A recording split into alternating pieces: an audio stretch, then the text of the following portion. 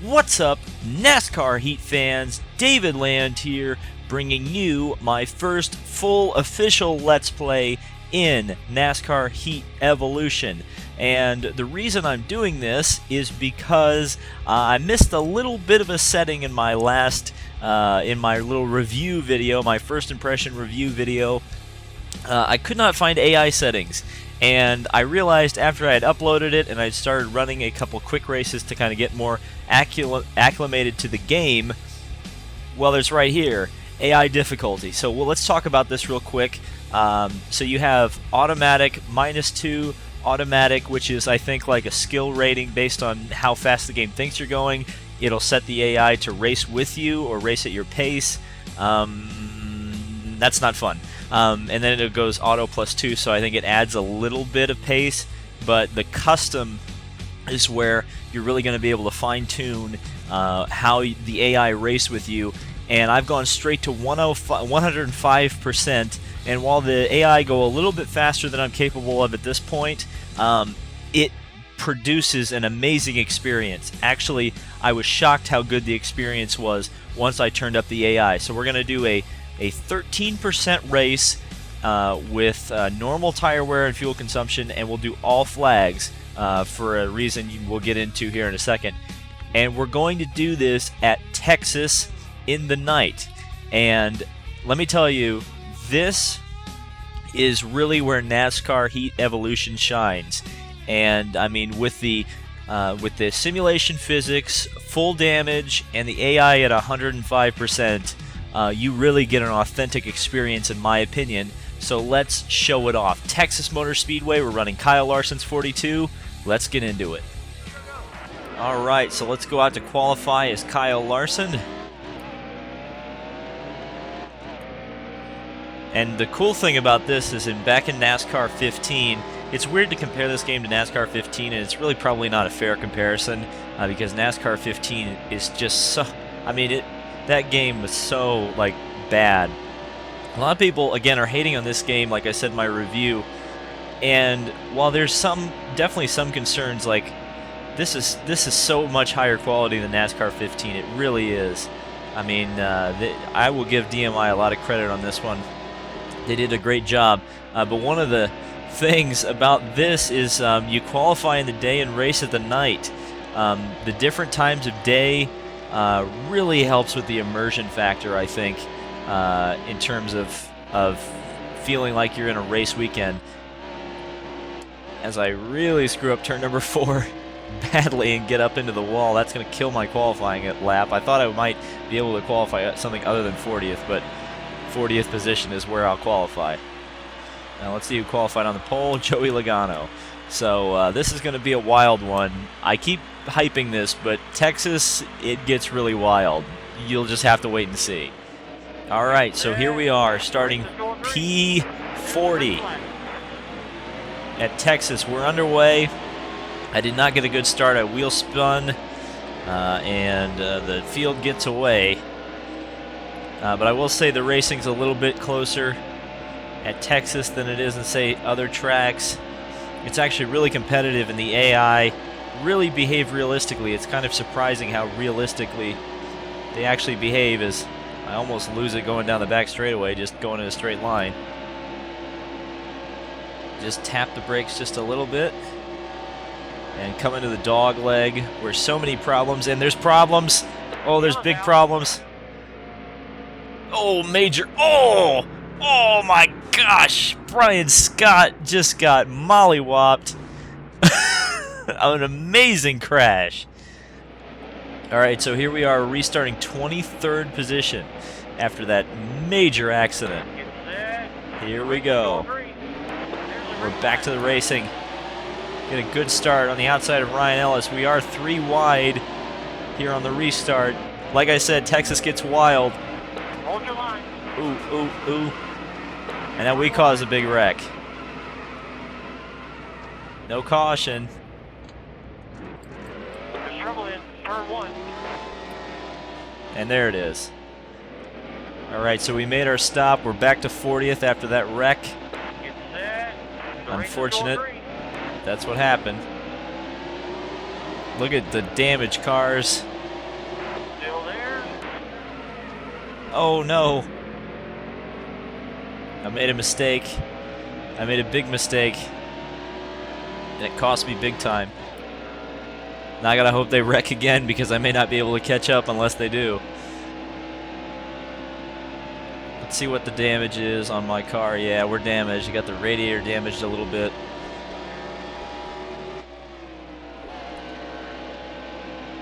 But the really cool thing about this, and they mentioned it in the developer diary. Oh, another big wreck. Car sliding across the dog leg. I'm just gonna slow down. Yeah, I don't want any part of that.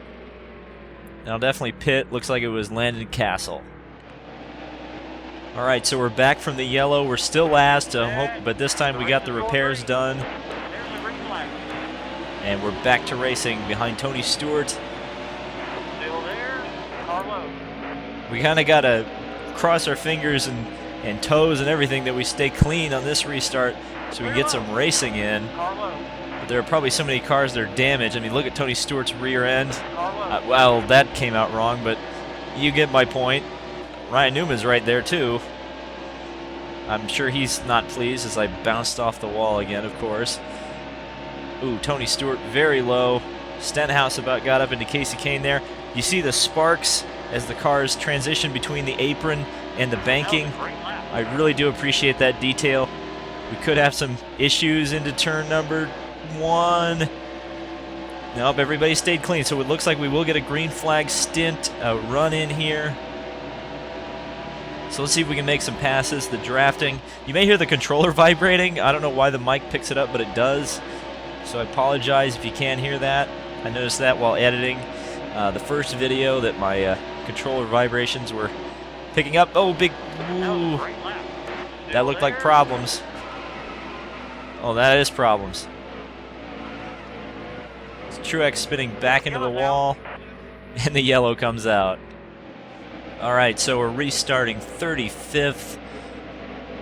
Ready to go back to the race here next to Kevin Harvick's car that looks like a Mini Cooper right now. It's so badly beaten up. We're back to racing with Carl Edwards as well. Got a really sad looking rear end of his Aris Toyota down to the inside. Ooh, beating it, banging a little bit, but we can lean on these AI.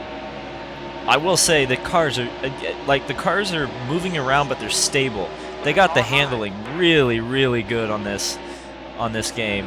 Really, really good. So we're underneath Kane. Oh no! Oh! All clear. Slow down. I hit the apron. Yeah, I can do that, but I can't. And of course they don't throw the yellow.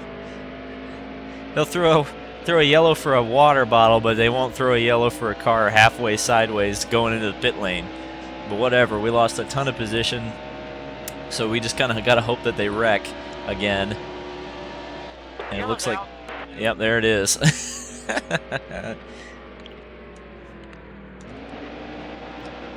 All right, so we're restarting 29th. A bunch of cars pitted. I think we're good on fuel. We shouldn't have to deal with it in the 13%er here. Green flag is back out, running behind Ricky Stenhouse. In fact, all the Toyotas, somebody will be happy because all the... Oh, I almost lost it. Stenhouse almost lost it for no apparent reason. And I fall all the way back to 40th place. Well, that was stupid of me. I mean, with the simulation physics, you can't touch the apron, you can't touch the grass.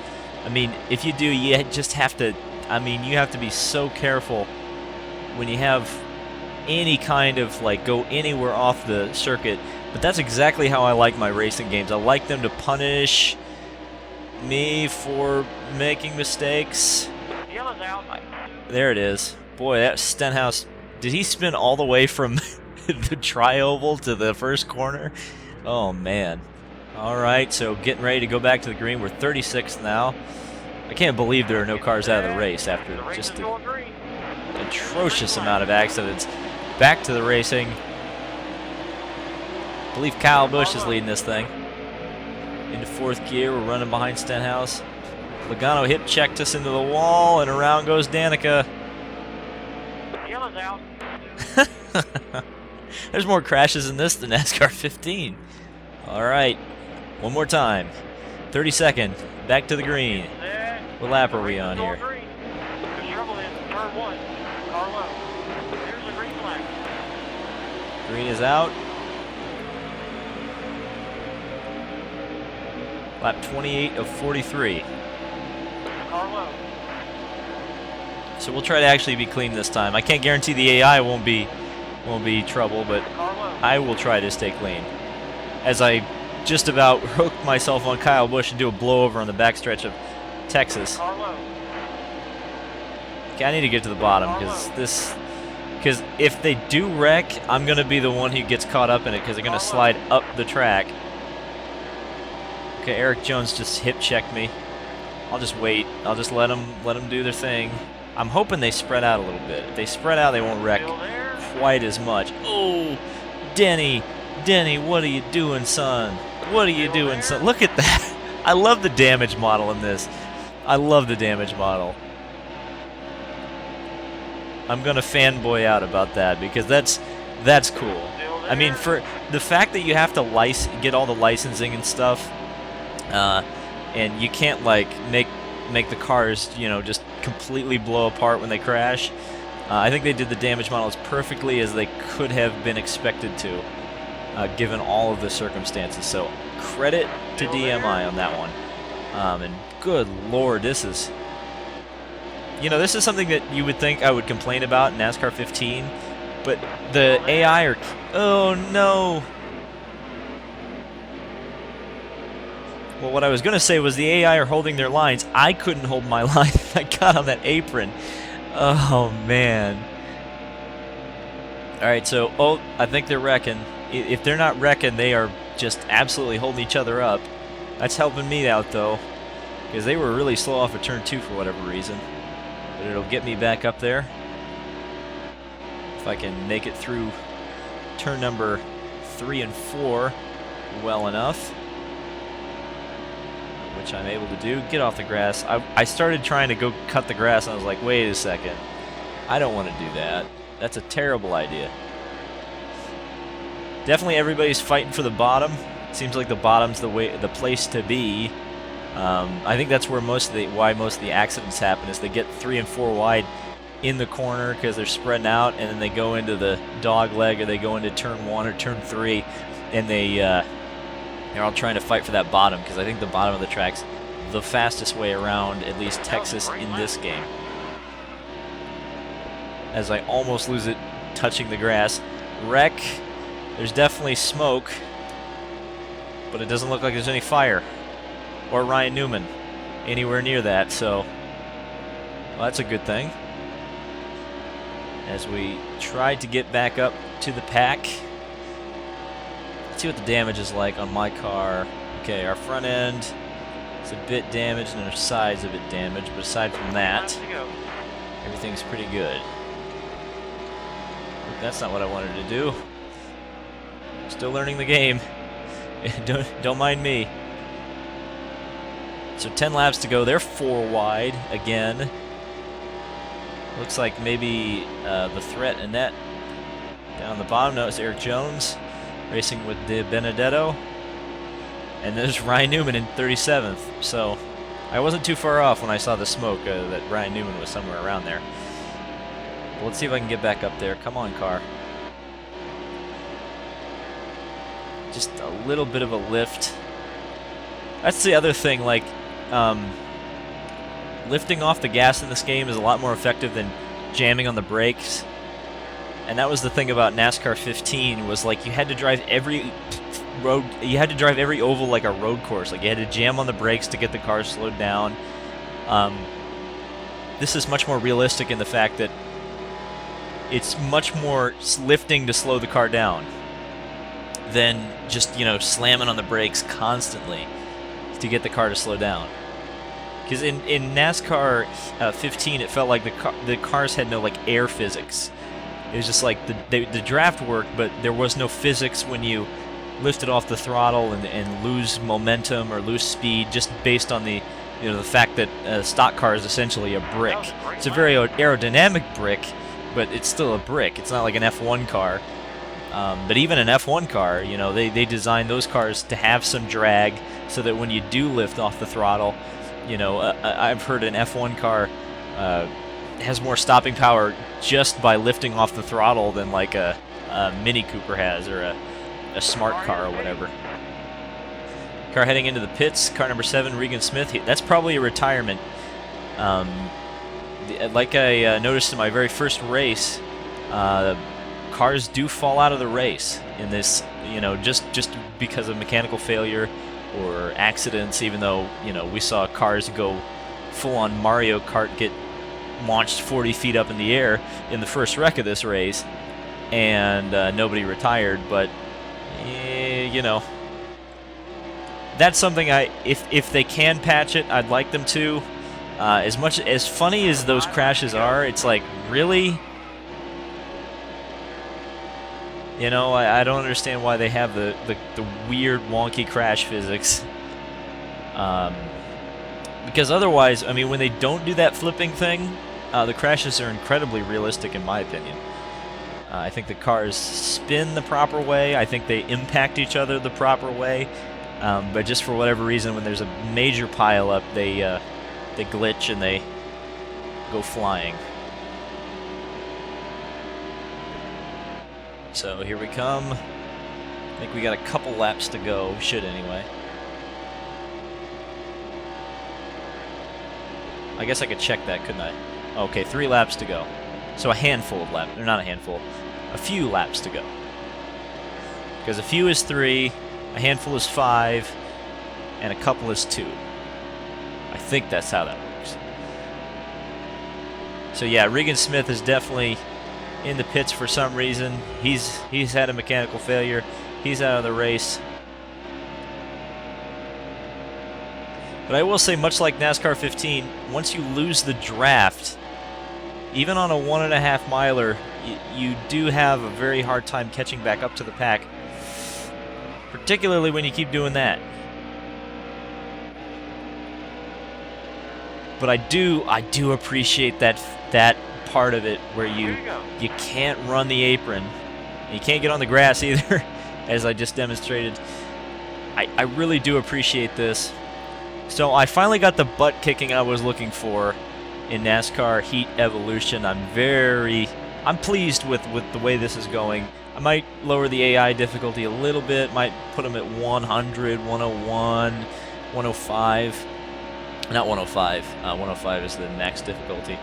But this seems like if you had a wheel, pedals, and you've been playing this game for a while, the difficulty is right where it should be, where the AI are going to be a big challenge to an experienced racer. So props for everyone involved with this one. It gets pretty cool. I think they did a really good job. And I'm excited to play at the high difficulties. I just wish they had put that in the game, or just made it more clear how you could raise the difficulty. So, 39th, I didn't finish last because the game made a mercy killing of Regan Smith. I got a speed rating of 100. I don't know if that's good or not, but whatever. So, I guess I'll start up the replay so we can see that wreck. And I'm getting some points for something. So let's watch the replay here. We'll watch till the first wreck, and then I'll wrap up the video. But here we go. There's my car. The old 42, Kyle Larson. And into T1. Well, they were 4 wide there. I think that may have been where the problem started. Down the back straightaway. This game really does. This is another thing I should have mentioned earlier, but this game really looks good in the night racing. It really looks good. I don't know why the daytime racing kind of looks a little bit wonky, but once they get under the lights, it's a really nice looking game. And look at this. Yeah, the smoke completely covers the front straightaway. And we'll just rewind. You can sometimes get a different camera angle on some of these crashes. So let's see. I think I might have to change the camera a couple times. Nope, that's a worse camera angle. Where's a different camera angle? Where's a different camera angle? Is this a different camera angle? I guess it is. Yeah, there's the crash. Okay, so where's the physics coming into that? So you see the 43 getting up in the air. I don't know. It looks like a bomb goes off or something. They like all bounce off each other. So what causes? I don't understand what causes the 44 to go over like that. And the 78. Oh man. Okay, well that was NASCAR Heat Evolution at Texas.